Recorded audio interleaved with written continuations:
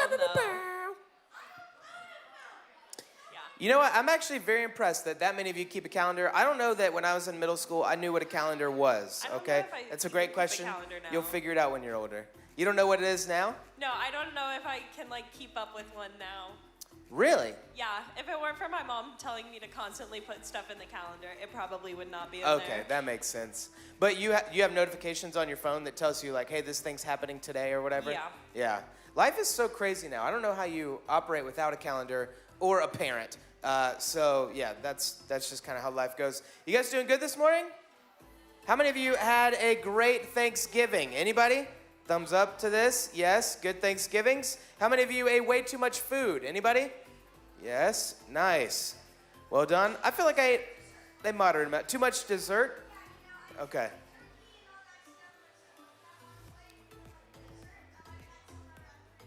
Yeah. One plate for the main foods, 3 or 4 plates for the desserts. Of course. That sounds like an appropriate amount of desserts. Yeah.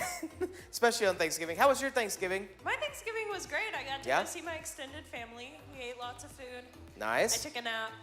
That's fun.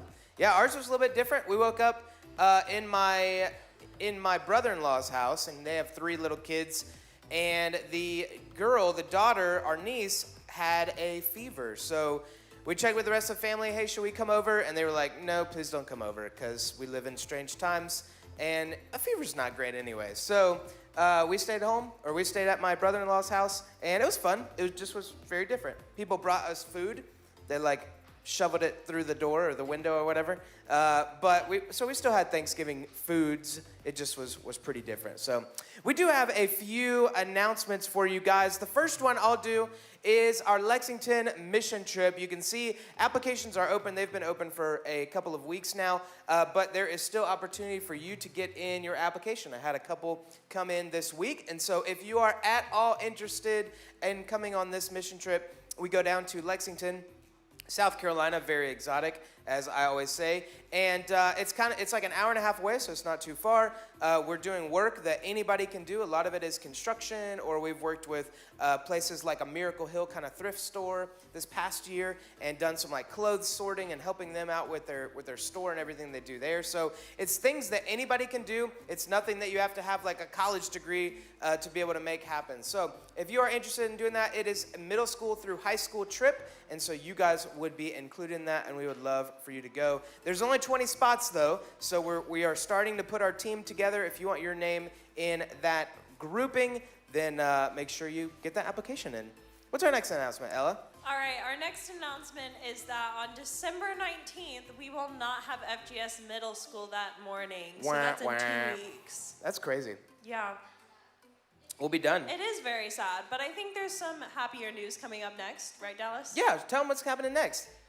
We will actually have a United Night that night. Yeah, instead. So Christmas United Night, ladies and gentlemen. that starts at 5:30, correct?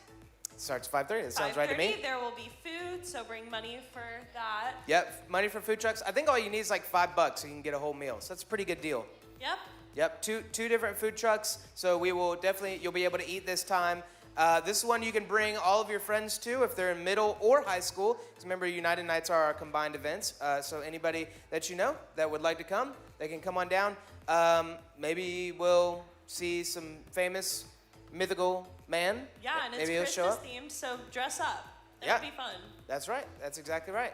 What else do we got? We got Christmas United Night, and then we've got no FGS the following couple of weeks either. So basically, for middle school, the 19th, the 26th, January 2nd, we're gone all 3 of those days because we know that many of you travel. And I mean, the 26th, I don't think we're doing anything here anyway. I think that the church is actually not having main service. Don't directly quote me on that, but is that true? Okay, that's true. So my interns know it better than me. So so you can't get in the doors on December 26th anyway, and then we will see you in the new year. We'll have Defy coming up, formerly known as Gravitopia, which, by the way, I was there yesterday. There's this thing that has 3 tiers, and you jump off, and you know the 3 tiers get higher and higher. And my 4-year-old son immediately went to the top tier, and the guy was like, "Hey, land on your bottom or land on your back," and he just landed on his legs and was like, right, and he didn't break them because he's 4 and he's like really bendable and stuff. But then I went to the top and was like, "Hey, Owen, let me show you how it's done." And I got up there and I was like, this is really scary. And you're jumping not onto a trampoline, right? You're jumping onto like somewhere between a mattress and a trampoline sort of thing, a big pad. Okay. And I said, okay, land on my bottom or land on my back. I don't want to do this, but my 4-year-old did it, so I did it, and now my back hurts. Oh, So yeah. I landed on my bottom, and I guess that means I'm getting old. Yes. Matt Yes, it Dinsky does. said that when he turned 30, he started getting some aches and pains. For me, it was 31, okay? So if you're shorter, it takes a little bit longer for you to start experiencing bodily pains, okay? So I know some of you are like, why did God make me this way? Why am I so short? Don't worry. It's better It'll for, save you in the for long at least run. a year. For at least a year. For at least a year longer than the average man or woman. All right, we are done with announcements, and we have a game. What do we need to know about this game, Ella? The game today is crowd charades, so we're gonna Sounds need good to 2 me. volunteers and all of the audience participating. Oh, yeah, this is So good. Dallas, I'm gonna let you pick 2 people. All right, how do we want this? Do we want a guy and a girl? That would be great. That'd be great. Okay. We still have not put our system in place for picking. Clearly. He doesn't even look like he wants to play. You do want to play? Okay, come play. Come play. All right. Representing the Katie, I feel like you play a lot of games. Oh man, guys, why is this so hard? Yes, right here. Come on down. All right. So Wearing I our think, FG Kids shirt. I think since this side is more predominantly What's up? female, we should actually switch their sides. Oh, So really? Yeah, I think What? so. You don't think the crowd needs to help them though, right? Yes. So I think we should see. All right, let's see how this goes. Yeah. Okay, so let's All right, get. You're gonna stand on this side. We're gonna switch sides. So you're gonna go over to the girls' side, I guess, which is. We're gonna see how this works. You can come right up here. All right, Yeah. let's get names, and how about your favorite part of Christmas? My name's Colton Bryson, and my favorite part of Christmas is the tree. The tree, nice. Do you have your tree up already, Colton? Yeah. Well done, well done. And name your favorite part of Christmas. I'm Kennedy Schick, and my favorite part of Christmas is spending time with my family. Nice, the Schicks family time. Dawson loves that. All right, here we go. So this is Christmas crowd charade. So what's going to happen is a word is going to come up on the screen that relates to the holiday, all right? Relates to Christmas. Crowd, you have to act out the word. No noises, no words, no No mouthing mouthing the words. That's very important. But anything else is fair game. So you can like do partner stuff, you can do solo stuff, you can use your hands. No sign language either, okay? Because there's some people who know sign language. Maybe they're not in here right now. But but the people who are on stage, so Colton and Kennedy, you guys need to just pay attention to the crowd, and whoever thinks that they have the word first, me and Ella are going to be right there with the mic to see who gets the answer correctly. Anything Okay, else? I think we should split it like diagonally right here. Okay. So we have like an even amount on both sides. All right, so Kennedy, come on, step up right here to where you could kind of see, like, this is your crew, okay? You guys need to help Kennedy. Yes, I know that she's a girl, but help her, okay? And girls, yes, I know that Colton's a boy, but you need to help him. All right, crowd, you got it? So go ahead and stand up. Let's do a practice round, and then we're going to do 1, 2, 3. How does that sound? All right, here we go. So the practice round, Colton and Kennedy face the crowd. Crowd, check out the screen. Here's the first thing that you need to get. It could be a word or it could be a phrase. Tree. Christmas tree. Pine tree. Don't know what to do. They're like Snowing. So it could be a word or it could be a phrase, like something that they're It's on a doing. tree. Oh, the Christmas tree song. I have no I idea. don't know.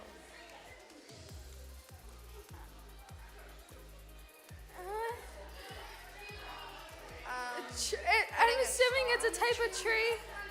5, 4, 3, 2.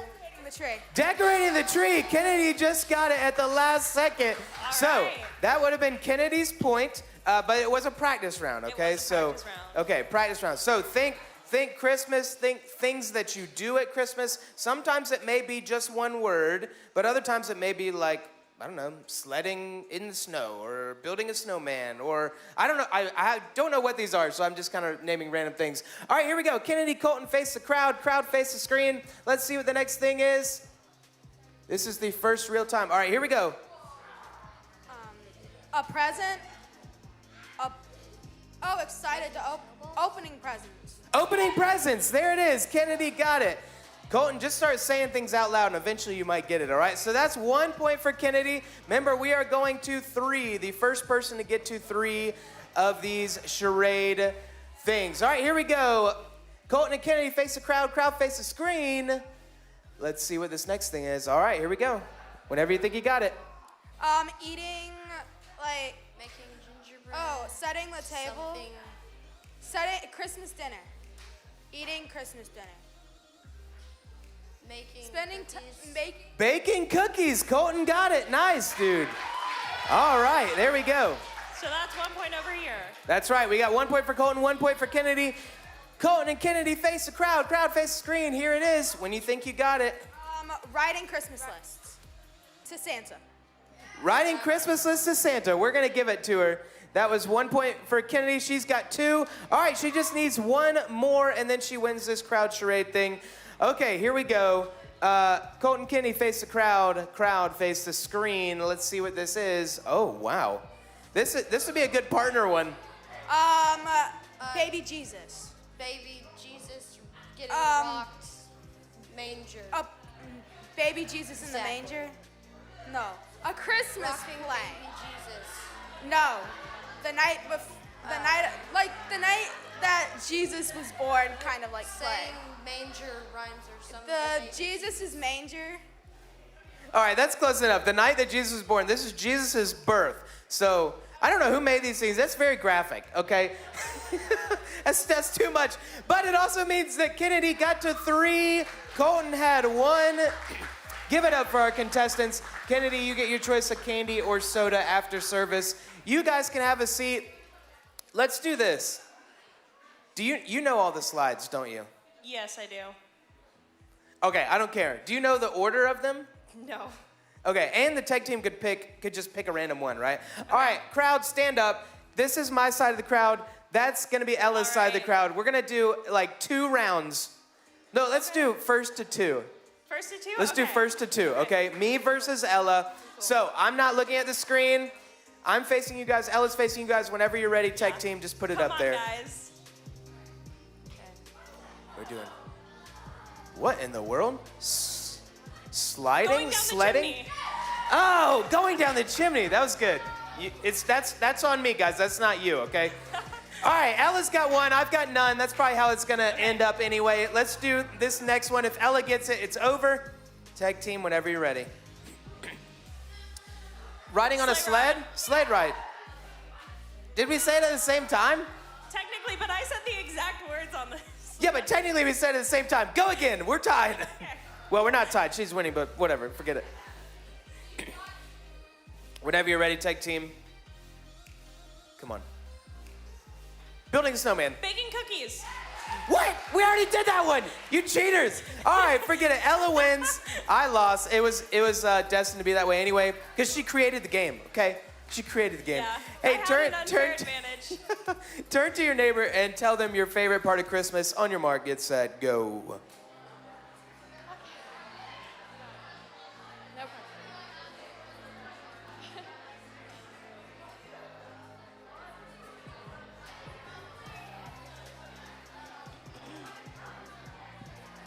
Okay, can y'all go ahead and quiet down?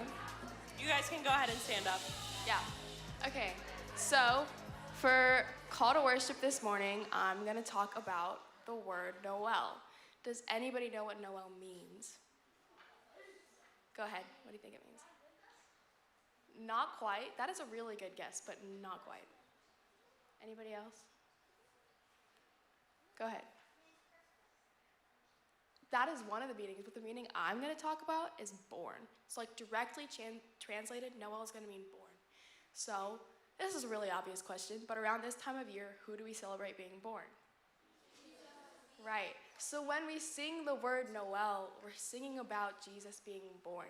So that's just something to keep in mind as we go into this first song about how it's not just a word, but it really does have like an amazing meaning.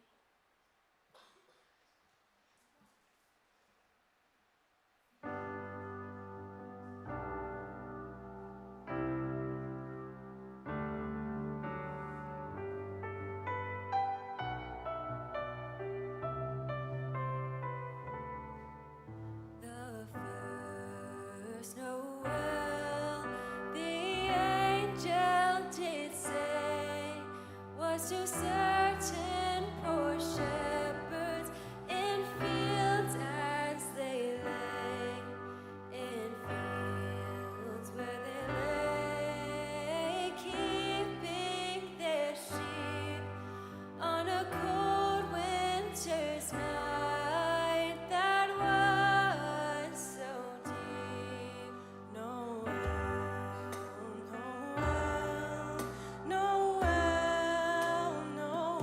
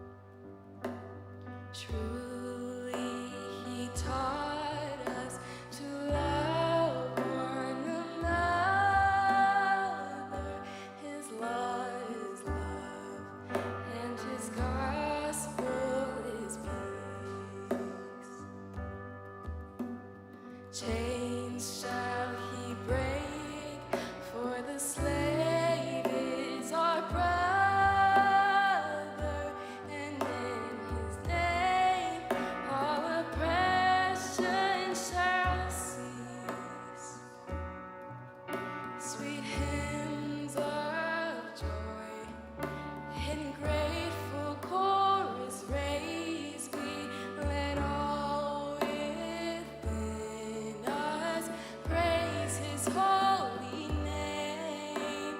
Fall on your knees.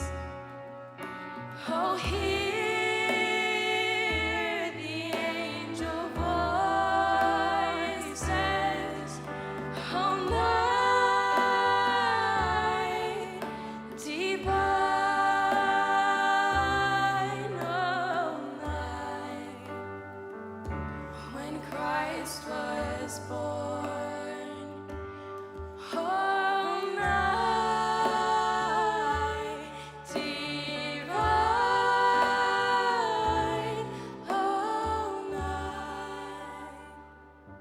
oh, night divine. Fall on your knees. Oh, hear the angel voices. Oh, night divine. Oh, night when Christ was born. Oh, night divine.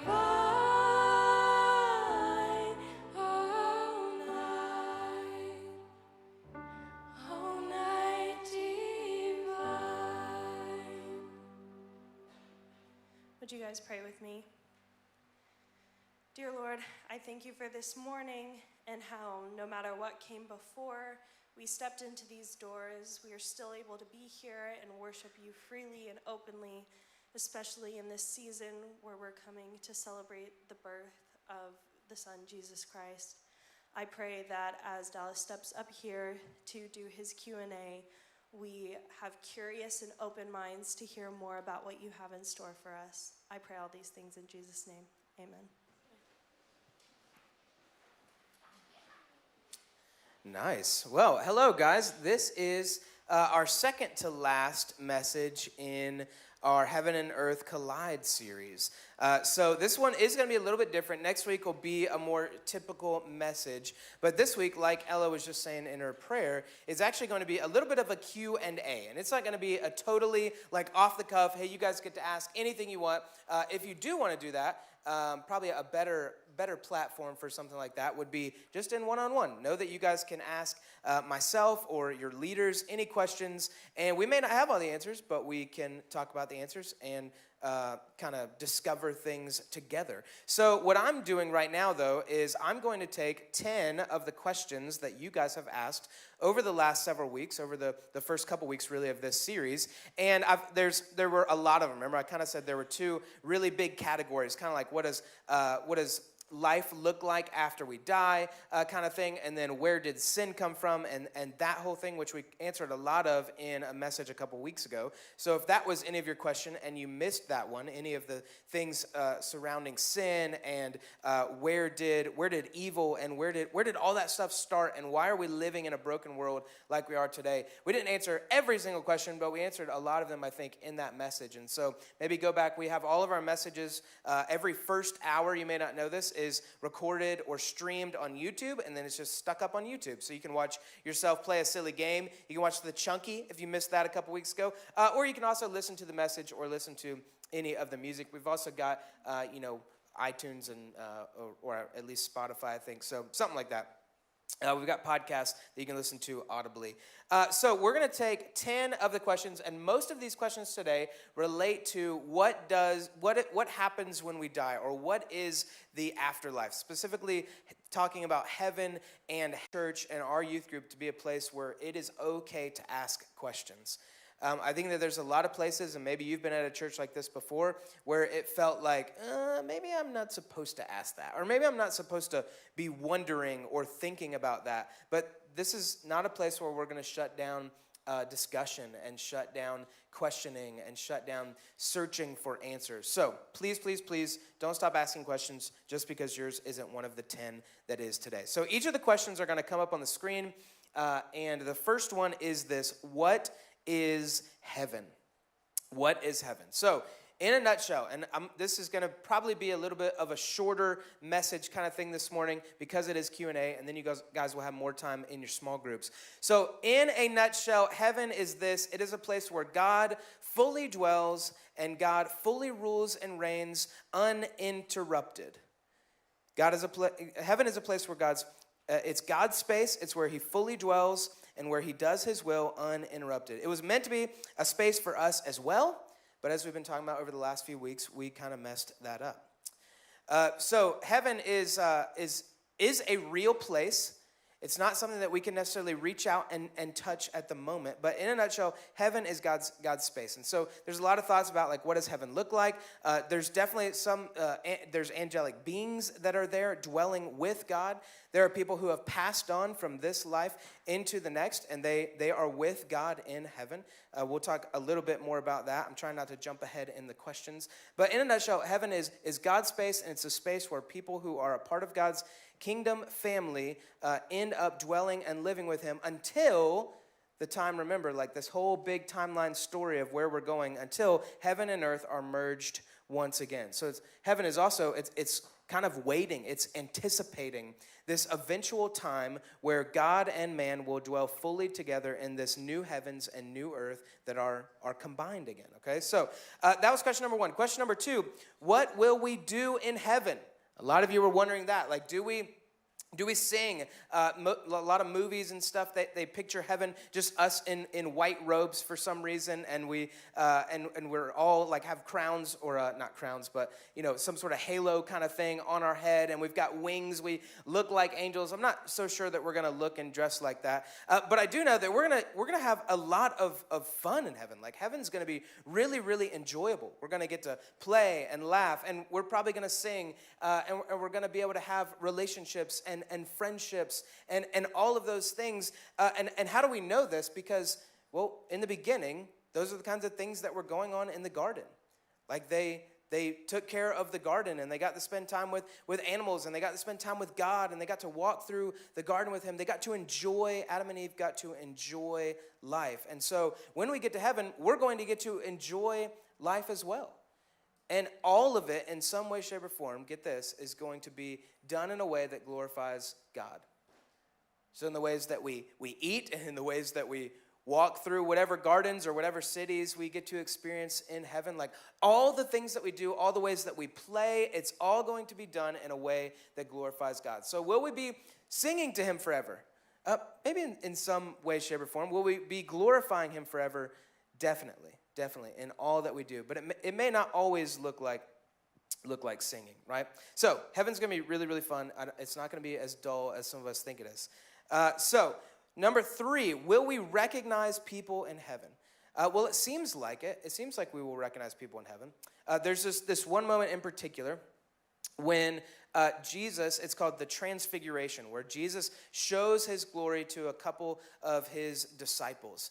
And not only is Jesus there kind of showing or revealing his glory at this thing called the Transfiguration, you can read about this in the Gospels, but Moses and Elijah show up. These two guys who have been dead and gone, who have been in paradise experiencing life with God for a little bit, and they show up and they're recognized. And so it seems like, yes, we're going to be able to recognize people. Now, some of your questions, and I don't think this was one of our 10, but some of you guys were like, how old will we be? What about a baby that passes away and goes to heaven? Like, is it still just going to be goo goo gaga and all over heaven or whatever? Like, are we going to be able to recognize that baby? Or like, how old are we be? What are we going to look like? I don't know that, but I think maybe the best answer, and again, try not to jump ahead. This kind of goes with another question, but we're going to be the age that allows us to best glorify God. That's it. We're going to be the age that allows us to best glorify God. And so I don't know what age that would be, but everything that we're going to experience in heaven, all the ways that we are put together, all the things that we get to do and enjoy will be done in a way that fully glorifies God. And so we will be the exact age that we need to be to do that. And I think, and most people who write about heaven believe that we'll be able to recognize people, even if it's like, hey, well, I never met you when you were that age, but now you're meeting them in heaven when they're that age. Also, something kind of fun to think about here is with relationships in heaven. This was, I think I heard Jim Thompson say this, but he stole it from somebody else. We wonder too about relationships and are we going to have the same friends? Are we going to even spouses? Will spouses be married? And there's a lot of different thoughts on some of those questions. But here's the one thing that seems to be consistent is that we won't know each other fully until we get to heaven. We won't know each other fully. We won't be able to fully understand each other and fully connect with each other until we get to heaven. When we get to heaven, the point is our friendships and relationships will be deeper than they ever could be now. And that's kind of cool. That's pretty exciting. Will there be heaven? Will there be heaven in animals? Will there be animals in heaven? Yeah, pretty sure. It seems like it. How do we know? Well, at the very beginning, there's a bunch of animals in the garden. And at the very end in Revelation, there's a lot of different animals that are talked about there, right? Some of them kind of like the lion and the lamb. Some of them Jesus being riding on a horse. But I don't think that God would have created animals and said, man, all these are good, and then just leave them out there at the end. I think animals are really fun. You guys know some of you are really big animal lovers. And so I think that that's going to be a part of it. One fun thing to think about with animals is, in the Bible we see a talking serpent in the beginning, and nobody seems to be too weirded out by that. We also see a talking donkey, like God uses a donkey to say some things, right? And people are a little more weirded out by that. But I wonder how many of the animals in heaven are going to be talking, okay? So that's kind of a fun, like, use your imagination. What would it be like to actually talk to animals? And, I don't know if it's going to be like Snow Buddies movies or whatever those things are, but guys, those movies are actually kind of cute. Can I say that? Can I say that and still be a man? It's for the kids, for the children, okay? Question number 5. I told you we'd kind of be breezing through these. What will our resurrection body be like, okay? What will our resurrection body be like? So maybe you've heard about this. So when you go to heaven, maybe here's part of what we could have talked about in that first question. It seems like when you go to heaven, obviously our bodies stay here. So if one of us was to, God forbid, die today, our bodies would stay here, but our souls would go and be with God. We'd be absent from the body, but present with the Lord, okay? But when there is this new heavens and new earth, when this merger finally happens, we get some new bodies, which I'm really looking forward to. I hope it's not including my dad bod right now, okay? I want abs. There's nothing in the Bible that really says, hey, you're going to get that perfect goddess or god body that you've been wanting. That beach bod, oh yeah, you get it. No, there's nothing in the Bible that seems to really point that. Again, it's going to be a body given to you that is able to most glorify God. That seems to be a consistent theme, is that all of heaven and earth uniting will fully glorify God. So I think we can chalk that in under that category, right? But with our new heavenly bodies, here's something fun to think about. So Jesus, one thing we know for sure is we're going to get to eat, okay? Jesus came back, and he had his resurrected body after he was resurrected, and he ate with the disciples. He cooked and ate breakfast with them, right? Which is really good. I hope to have some awesome food when I get to heaven, and maybe we'll all make a restaurant together in the new heavens and the new earth, okay? So we'll get to eat. Another thing that's kind of fun about Jesus' body when he was resurrected is people were able to touch him, so he wasn't like a ghost, okay? This isn't like, hey, you get a ghost body, but remember what he did? He was able to like phase through walls, okay? So the disciples are all in a room and they're like talking about him, and then all of a sudden he's like, right, just through the wall, and now he's like, dude, there's a door, Jesus, you could have used that, you could have knocked, but all of a sudden he's like right there with them. So it seems like our resurrected bodies may have some different abilities, okay? So here's something really, really fun to think about. Jim Thompson brought this up a few weeks ago, is what if we can teleport, okay? What if we can teleport? And there seems to be like some stuff in the Bible where people did some weird things, okay? And so what if we're able to teleport and we have the whole earth, like in the new heavens and the new earth, we have this whole new heavens, new earth thing to explore, and we can just like, boom, I'm gonna go to the top of Mount Everest, right? Like I climbed it, done it, right? Like, and you could just like zip anywhere you want to and have a lot of fun. Again, that's a little bit of Holy Spirit imagination kind of thing, but it's really, really fun to think about. So, we're going to get new bodies. They're going to not be exactly what we have today. Also kind of interesting, and again, I think this was to fully glorify God, is that Jesus came back, his resurrected body actually had some of his earthly wounds, right? He was able to turn to Thomas and say, hey, put your fingers in the holes in my hand, like touch my side where they pierced me.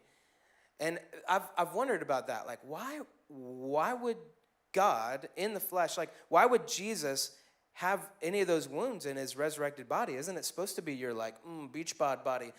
But it was so that God would be glorified through this resurrected body. And one of those ways was in Thomas touching and seeing, no, this really is the risen Jesus.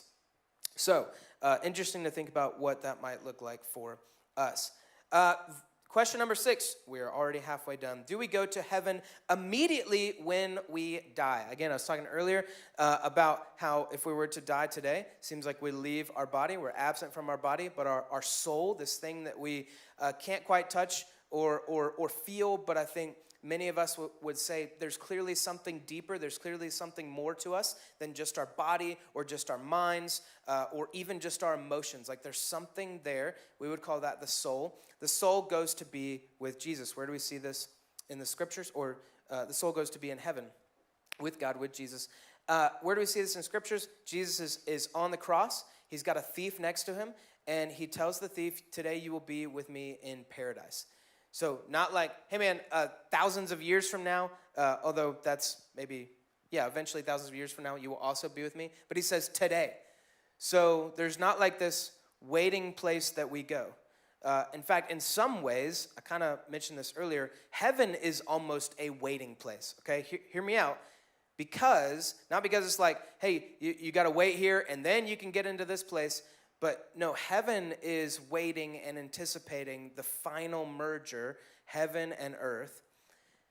But here's where it gets like mind-blowing, is there doesn't seem to be a concept of time in heaven in the same way that there is here. Like heaven is outside of time and space. And so if we get there and we're waiting for heaven and earth to be combined, but there's no sense of time, then will it actually feel like we're waiting? Am I getting way too into this right now? Am I making your heads hurt?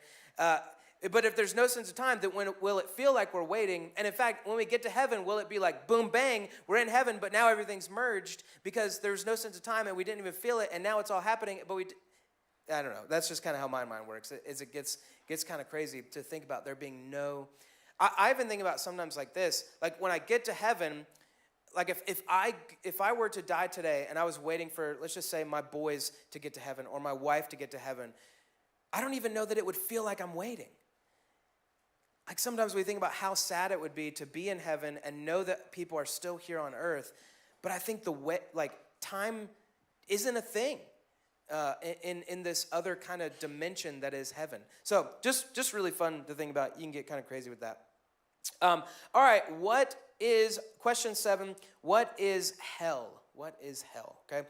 So hell is where those who choose to do life without God finally get what they want. Some misconceptions about hell. Number 1, hell is not ruled by the devil or by his demons, okay? So it isn't the place that God said, hey, this is your place, you get this thing, you can chill there. But a lot of times, what do we see in the movies or in cartoons? It's like the devil has his throne in hell, and he's ruling and reigning, and he's got his staff, and he's got his pointy, horns, and he's got the tail weird thing. And no. Hell actually eventually will be the place where the devil is trapped, where the devil is put away for good. So hell is a place where people who choose to not trust in and believe in God end up going for eternity. And there's some different thoughts about what hell looks like and what actually that that eternity of punishment looks like. But in the end, it's people who have chosen not to trust in Jesus, and so this is the place that they go. And I know that we think, man, and it is terrible. It is terrible. But remember, love is not forced. Love is not robotic. And so God is asking us and inviting us and calling us to choose to love him. And for those who don't, he, in the end, gives them what they want. And in some ways, this is kind of interesting too, but we see that on earth. Like, God doesn't force things on earth.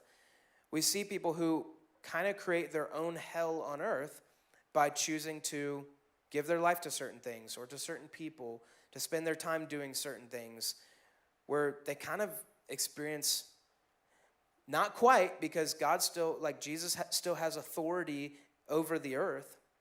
Like he still has power here on earth. So it's not completely absent from God yet, but God lets them experience a little bit of that hell actually here on earth. It's really, really sad. But we all know people, and we have experienced it at times ourselves. We've put ourselves in situations where we're trapped, where we're experiencing what some people will experience for eternity. We experience a little bit of that. Who goes to hell? That was question number 8. We kind of already answered it. It's people who don't trust in Jesus, plain and simple.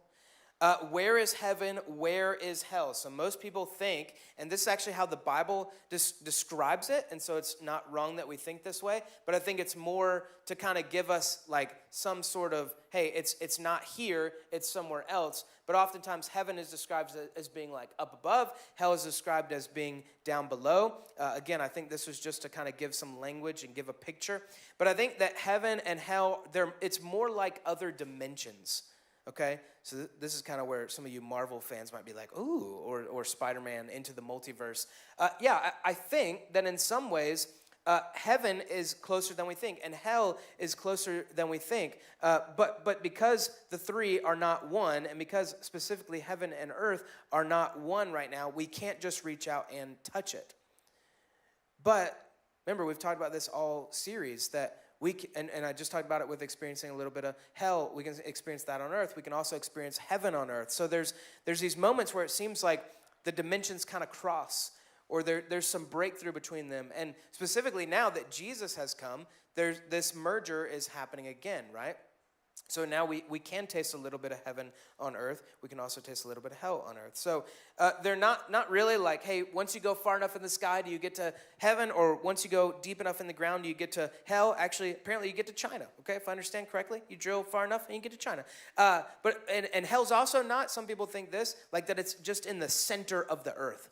Like, well, it's really, really hot down there, right? So that's clearly where the throne is. Remember, we said that that's not a real thing, so we've already destroyed that. But hell is not just like in the center of the earth either. It's more like another dimension kind of thing, okay? That's kind of crazy, I know. But question number 10, I know that there's a lot more questions that we could ask, but maybe this is one that you keep asking yourself. What do I do with what I've learned in this series, okay? One of the things that's become a reality in the last couple weeks, or more of a reality for me, is just thinking about the hope that this brings. That this reality that God is moving things in a direction towards new heavens and new earth, that we have a promise that one day we get to explore and enjoy all of that stuff, and that in doing all of it, we get to glorify God. Here's what it means, is that we have hope beyond this life. We have hope beyond this life. Some of us are so broken down and beaten down and distressed and disturbed and frustrated and saddened by this life. And we wonder, is there something more? There's got to be something more. And hopefully through this series, part of what you've seen is that there is something more.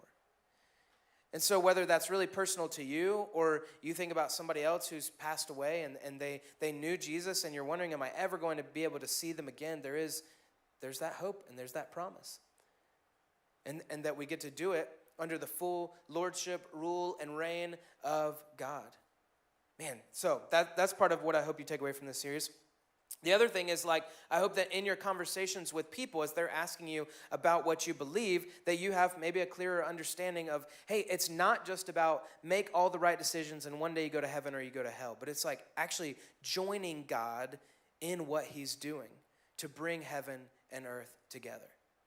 So I hope that in your, not just talking about it with yourself or with other Christians, but also with people who don't yet believe, I hope that you have a clearer understanding of maybe how to talk about that. And then maybe there's a challenge for us in this as well of, hey, so are we actually participating in what God is doing on earth? If there's this invitation to join him in bringing heaven to earth, there's this invitation to, just like Jesus did as he went around kind of creating little pockets of heaven everywhere he went, that now we're invited to do the same thing, then are we doing it? Or are we participating in something different? Participating maybe even in sometimes living in or creating little pockets of the opposite, of hell. We've been invited to participate with God, not just when we get to heaven, not just when there's new heavens and new earth, but right now in the here and now, in this life, on this earth. So, this is all the questions that I have for us to answer this morning. I know that you guys have plenty more, and so I'm going to give you a little bit of time in small groups to do that. Let me pray for us, and then you guys are dismissed to small groups. Remember, if you do let out early, just know that church still doesn't get out until 10:15. So let me pray. God, thanks for this series, and thanks for a church and a community of people that you've put us around and you've put us in who we're not afraid to ask hard questions and seek difficult answers. And we're also not afraid to say, hey, we don't have all the answers. We don't know everything. There's still a lot to be explored. There's a lot to be sought after. There's a lot to dig into your word for. And so, God, I just pray that you would keep making us a people who ask questions and a people who seek for answers. But ultimately in all of it, God, would it grow our trust and our faith in you. We love you. In Jesus' name we pray. Amen. All right. As always, guys can go out to the left. Ladies can go out to the right.